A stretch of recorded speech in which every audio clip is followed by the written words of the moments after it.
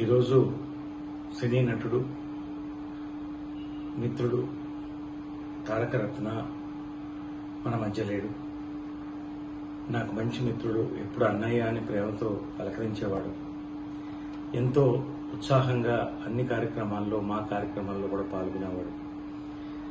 ఈ రోజున ఇంత చిన్న వయసులో తారక రత్నని దేవుడు తీసుకెళ్లిపోవడం అనేది ఇది కుటుంబానికే కాదు, మా అందరికి కూడా, అతని మిత్రులు, సినీ ప్రపంచాన్ని అందరికి కూడా షాక్ను గురితీసింది.